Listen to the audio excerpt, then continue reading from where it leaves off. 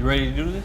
Hey everybody, it's Dave from Davestation VR, and people have been asking me for a while to do kind of like a best of, sort of Dave's faves kind of video, so I'm going to go ahead and do that. And I was wondering what kind of format would work, and so I decided I wrote down a list of my favorite games for PSVR, and I'm going to give myself 30 seconds to talk about each one, and I'm going to have a stopwatch going. So it'll be kind of race against the clock, and we'll see what happens. All right, I'm going to start. I'm starting now. Okay, first one, Star Trek Bridge Crew. Very recent, very fun. It's a social game. You play it online. You play with your friends if you want, but everybody in the online community is very cool. The whole game's very Star Trek-y. They nail the feel. There's not a whole lot of depth in the campaign missions or anything like that, and the randomized missions, essentially the same deal. But the social aspect, they really nailed it. And it's a ton of fun. I would totally recommend it. It's the best social game in VR. We're almost at 30 seconds. So next up is going to be, take it back to launch day, Rush of Blood. Rush of Blood is a ton of fun. On rails, kind of minecart, roller coaster, shoot 'em up. It's one of my favorite to throw people into for VR, like first experience, no motion sickness, nothing like that. And everybody likes roller coasters unless you're dumb. And it's the shooting is spot on. Everything is really well done. I love the atmosphere. It's real spooky. And time is almost up. So next, Dirt Rally. Now this one, you may think, hey, I don't really like racing games, or hey, I don't really like rally racing games. And you know what? I feel you. But this game is awesome. One of the best PSVR experiences there is. It's really nerve-wracking, really difficult at first. But once you get the hang of it, it's really rewarding and really fun. Very immersive. If you flip your shit over, you're going to be sweating your ass off. It's terrifying when you're doing poorly, but it's really fun.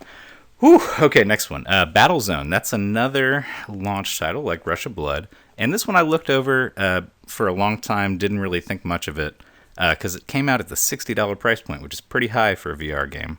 But I went back and I played it, and it is very deep. It's very fun. It's like a roguelike tank battle simulator. It's really fun online. You got co-op. I'm running out of time, but it's one of the best. You should definitely check it out. I wasted those last 3 seconds. Okay, next, Thumper.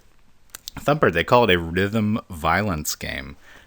It is exactly that. It's very visceral, but it's very fun. Super in your face, like... God, I'm botching this one. It's a really fun game, guys. You should really go buy it. Very cool style, very unique. Nothing else like it in VR. It's probably up there with Rez's best rhythm game for PSVR. Very, very good. Next one. Polybius. Okay, Polybius. This one came out of left field. I had no expectations about it. It doesn't really pop in 2D, doesn't really do much for you.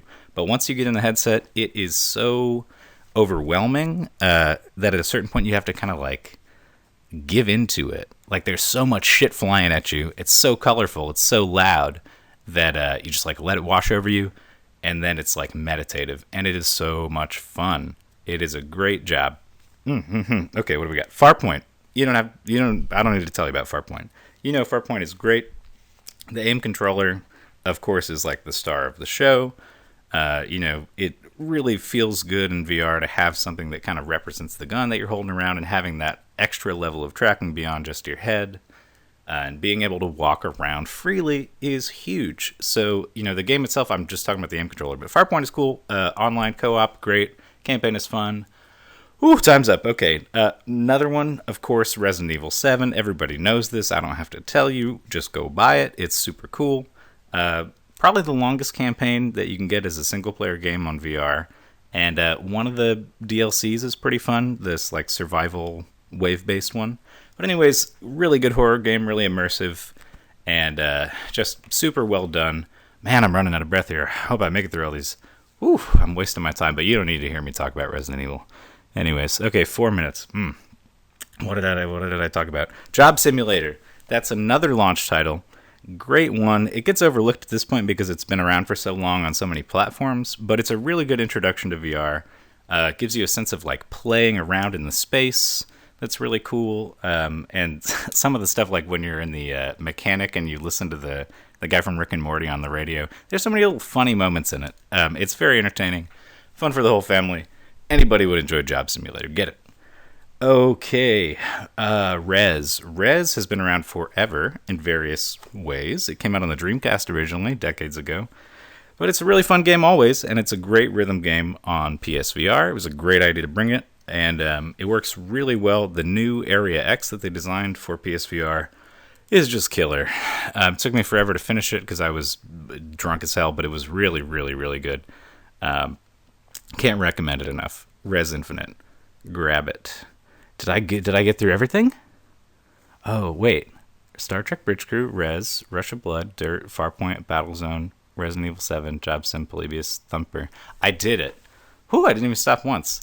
Man, all right. Thanks for watching, guys. Have a good night.